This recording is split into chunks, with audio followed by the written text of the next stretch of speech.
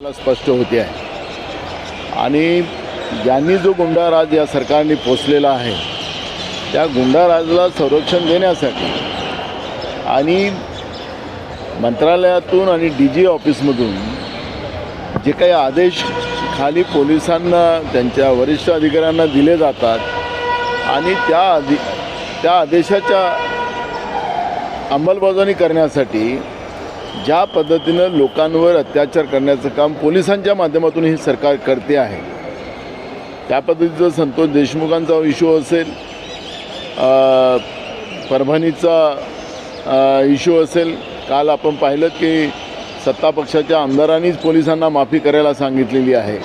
हे याचा अर्थ पोलिसांचा दुरुपयोग आणि प्रशासनाचा दुरुपयोग सरकार करते आहे. तानाजी सावंतचा मुलांना किडनॅप केलेलं आहे ही चांगली बाब नाही आहे, पण महाराष्ट्रातलं या निमित्तानं कायदा सुव्यवस्थेचा प्रश्न एका माजी मंत्र्याचा, एका आमदाराच्या पोराचा महाराष्ट्रामध्ये किडनॅप व्हायला लागलेला आहे. त्यामुळे राज्यातल्या कायदा सुव्यवस्थेचा जो प्रश्न निर्माण झालेला आहे तो भयानक आहे. लोक भयभीत आहेत आणि अशा परिस्थितीत सरकार पूर्ण अपयशी ठरत आहे. नंतर त्यांनी सांगितलं की तो मित्रांसोबत गेला होता, त्याचं अपहरण झालं नाही असंही तानाजी सावंतांना नंतर खुलासा करावा लागला. मात्र पोलीस यंत्रणा ताकदीने कामी लागून या सगळ्या दिवसात बरोबर आहे. जे काही घटना झाली ते आलेली आहे. नंतर त्याला तो किडनॅप झालेला नाही हेही प्रकरण आलं. पण एका VIP पोरांसाठी ज्या पद्धतीने तत्परता पोलिसांनी दाखवली तसंच संतोष देशमुखाच्या खून प्रकरणात आणि परभणीच्या प्रकरणात, सोमनाथ सूर्यवंशीच्या प्रकरणात सरकार का तत्पर जागं झालं नाही हा प्रश्न या निमित्तानं पुढे येतो आहे. कुठंतरी आपत्ती व्यवस्थापनमध्ये उपमुख्यमंत्री शिंदेंना स्थान नव्हतं, त्यामुळे निकषात बदल केले जाऊन त्यांचा समावेश केला जातो. हे कसं बघा, या सरकारमध्ये काही पण चाललेलं आहे. त्याच्यामुळे या सरकारचं पोस्टमॉर्टम 3 मार्चपासून महाराष्ट्र विधानसभेचं अधिवेशन सुरू होते आहे, त्याच्यामध्ये आम्ही योग्य पद्धतीनं करू. राहुल सोलापूरकर वारंवार वक्तव्य करताय, शिवाजी महाराजांबद्दल केलं, डॉक्टर बाबासाहेब आंबेडकरांबद्दल केलं, कारवाईची मागणी होती आहे. या सरकारमध्येच 1 डझनच्या वर मंत्री असे आहेत की महापुरुषांचा सातत्यानं अपमान त्यांनी केलेला आहे. हा जो सोलापूरकर जो आहे ज्याची तर जीभ कापली पाहिजे, याच्यावर कडक कारवाई केली पाहिजे. छत्रपती शिवाजी महाराज आणि डॉक्टर बाबासाहेब आंबेडकरांच्या बद्दलचे अपशब्द काढून त्यांनी या पुरोगामी महाराष्ट्राची जी बदनामी तो करतो आहे, महापुरुषाचा अपमान करतो आहे, तर सरकार काय झोपलेलं आहे का? सरकार तातडीनं कारवाई, अशा बदमाशांवर तातडीनं कारवाई झाली तर पुढच्या काळामध्ये कोणी पण हे पाप करायला धजणार नाही. पण हे सरकारला या अपेक्षित आहे का की महापुरुषाचा अपमान करणाऱ्यांना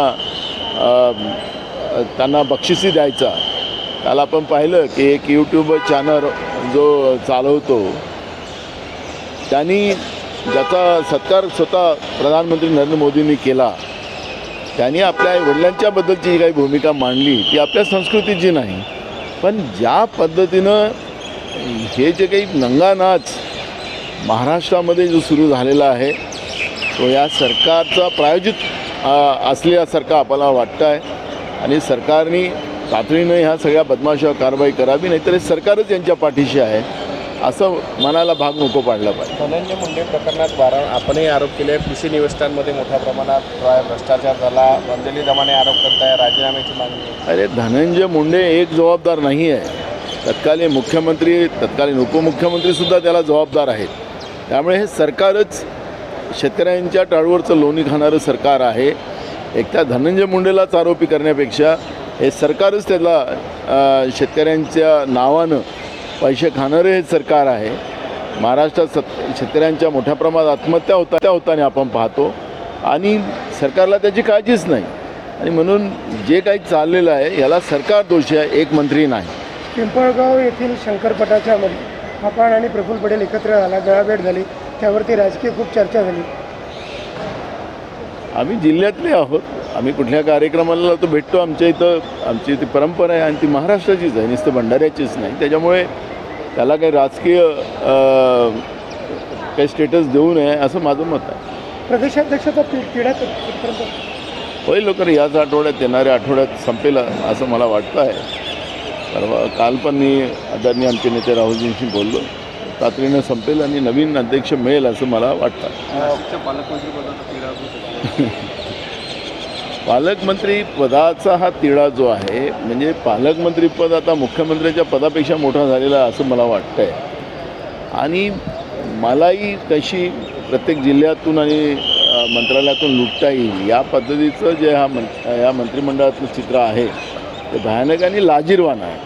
त्यामुळे या सरकारने तातडीनं हे जे पाप जे चाललेलं आहे त्याला दुरुस्त करावं असं आमची भूमिका आहे.